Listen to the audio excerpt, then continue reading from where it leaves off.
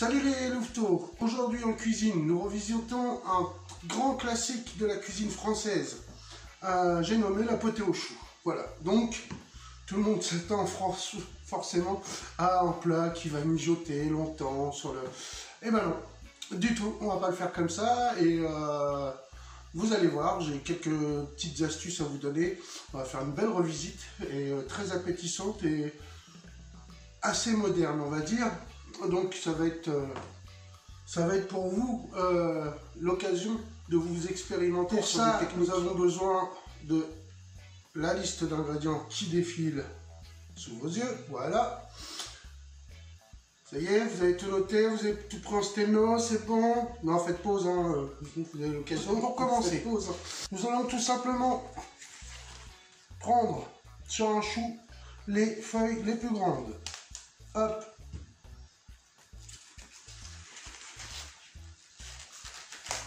Hop, donc il nous faut des belles feuilles bien grandes.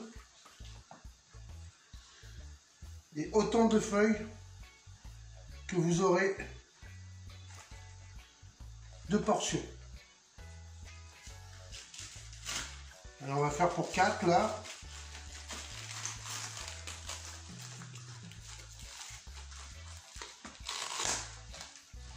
Pendant ce temps-là, bien sûr, j'ai mis de l'eau à bouillir avec du sel dedans.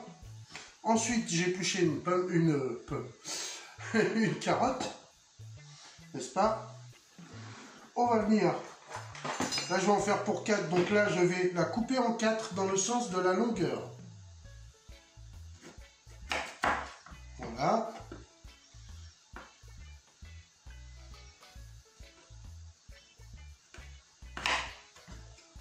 Quatre parties à peu près égales, hein.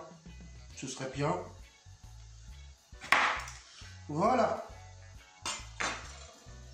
Une fois qu'on a ça, que notre eau est bouillante, on le plonge et on le laisse 10 minutes, blanchir 10 minutes. Ça va attendrir un peu nos carottes et ça va blanchir surtout notre chou qui contient des gaz. Des gaz qui ne sont pas forcément digestes. Donc voilà, on va s'en débarrasser. Ah oui, j'ai oublié de vous dire. Donc, petite astuce, toujours, faites-en une de plus, en cas où il y en a une qui se déchirerait et que vous ne pouvez pas la rattraper. Et aussi, la côte, là, cette espèce de... Là, à l'extrémité, vous avez ce qui est gros et blanc, ça s'appelle une côte. Vous taillez en biseau comme ça, et vous vous en débarrassez, vous n'en avez pas besoin. Ça va vous donner trop de rigidité à votre feuille. Donc voilà, vous le faites sur les 4. Alors les amis, pour 4 portions, j'ai besoin... Là, je vais apprêter la viande. Donc, pour 4 portions, j'ai besoin d'un petit oignon. Que je vais émincer finement. Voilà. Bon, alors les amis, moi, j'ai pris tout simplement de la viande de porc. Voilà. Si vous ne mangez pas de porc, vous pouvez le faire avec du bœuf. Cela dit, comme je l'ai intitulé la revisite de la potée au chou, forcément dans la potée au chou c'est de la chair à saucisse, enfin c'est de la saucisse très exactement, mais là on va utiliser de la chair à saucisse. J'ai pris de la belle chair à saucisse, un peu façon steak haché, vous voyez. Donc là je vais tout simplement y incorporer mon ail, les oignons, voilà. Du persil, vous pouvez en prendre en poudre. La saison est un petit peu terminée pour en avoir du frais. Et du poivre, de l'ail en poudre. Donc un œuf entier. Voilà. Après avec une fourchette, on vient écraser et malaxer le tout. Voilà. C'est pas plus compliqué que ça. Alors l'œuf, il va permettre à la viande de rester de la je vais rajouter un peu de persil et je vais rajouter aussi du thym. Alors si vous avez du romarin, du laurier, mettez-en aussi. Voilà, le temps de faire ça, vous avez vu, j'ai à peu près 10 minutes qui se sont passées, à peu près, un peu moins, mais bon.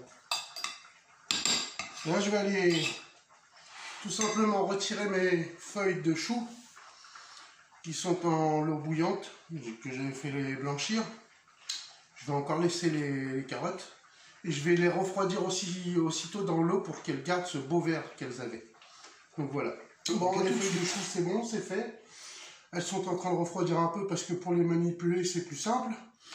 La farce est prête. Alors, moi ce que j'ai fait, c'est que j'ai mis, allez on va dire un fond de vin blanc, on va dire 10 centilitres, 10-15 centilitres de vin blanc. Donc là maintenant, par contre du coup, ça a délié un peu la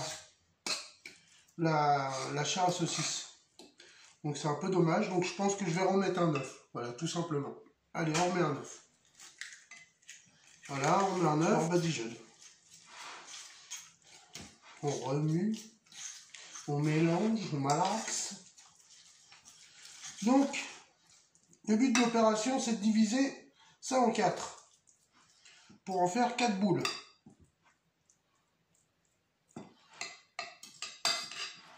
Voilà, vous aplatissez, une fois que c'est bien mélangé, vous aplatissez un peu. Je vais faire 4 boules à peu près. Non, pas à peu près, je vais faire 4 boules. Voilà. Et là, on va utiliser, allez, un fil tirable. Hop. Je fais une espèce de boule hein, que je mets. Hop. Et là, je viens les tirer un peu. Au milieu, je creuse. Et je viens déposer ma carotte. Ma section de carotte. Je referme. Voilà. Hop. Je viens serrer un peu. Voilà. Et je viens tourner. En serrant légèrement.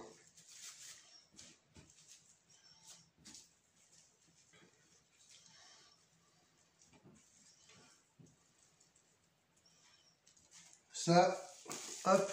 Donc, là maintenant, vous avez une marmite d'eau qui chauffe. Alors, bon, moi, voilà, comme d'habitude, je suis pour l'économie, car c'est une forme d'écologie.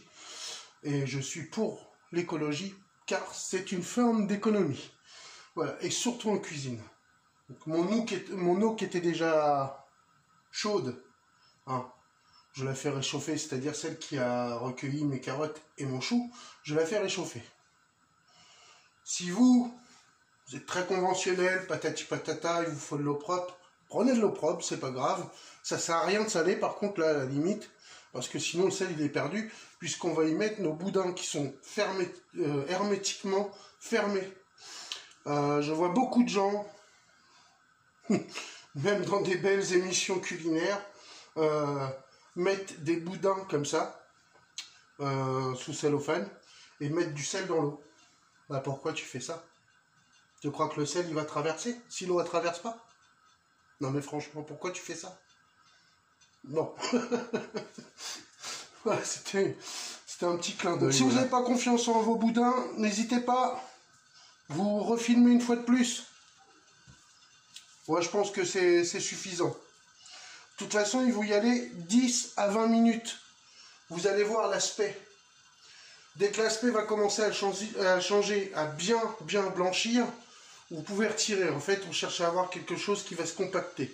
Voilà, tout simplement, qui va prendre une solidité. Bon, moi, elle frémit, je peux y aller, donc j'y vais. Hop. Vous surveillez, hein.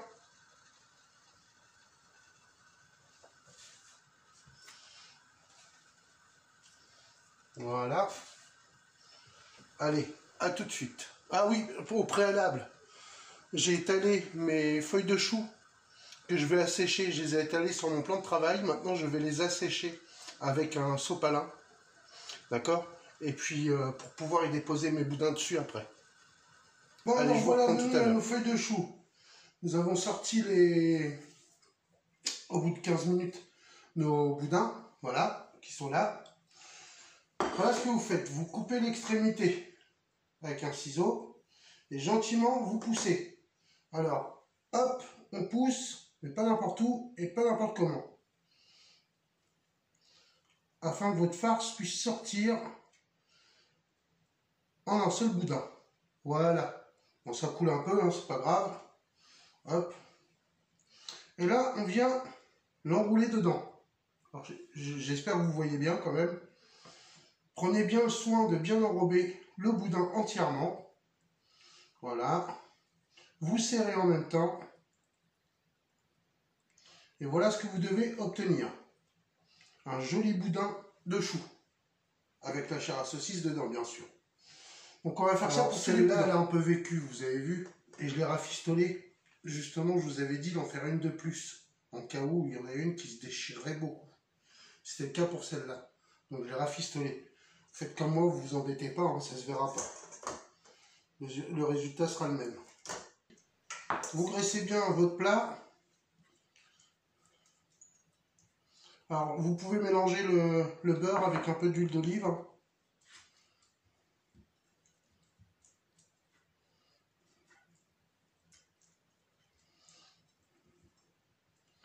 Alors, vous n'hésitez pas.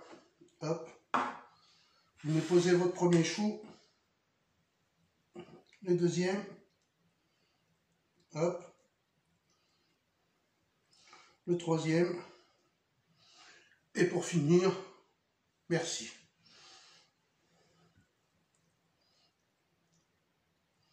Voilà. On y va en badigeonne. Et là, vous y allez généreusement.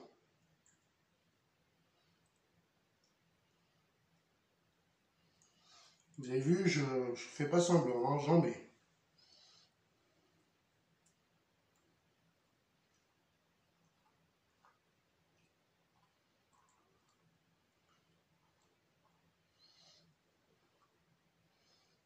On vient aussi caresser un peu. C'est fait, ça va au four pendant 20 à 30 minutes.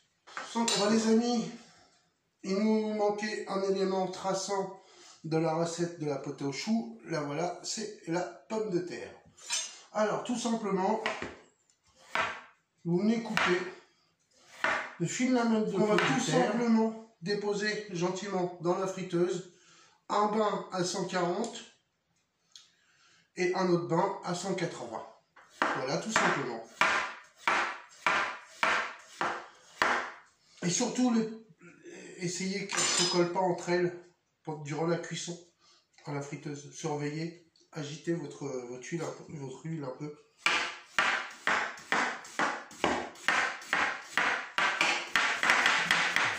Voilà les amis, ce que j'ai pu faire en dressage. Donc voilà, on voit bien la carotte insérée dans le rouleau. Je l'ai coupé exprès en deux. Donc voilà. Si vous voulez des tronçons de carottes plus gros, n'hésitez pas, vous le faites. Hein. Mais c'était pour être sûr que la carotte soit cuite. N'est-ce pas? Les carottes sont cuites. Et puis voilà, moi j'ai disposé comme des pétales. Donc voilà, n'hésitez pas. Surtout à vous abonner, à partager et à liker. Et même à laisser un commentaire, et pourquoi pas des idées recettes. Mettez-moi à l'épreuve. Je veux mon vœu.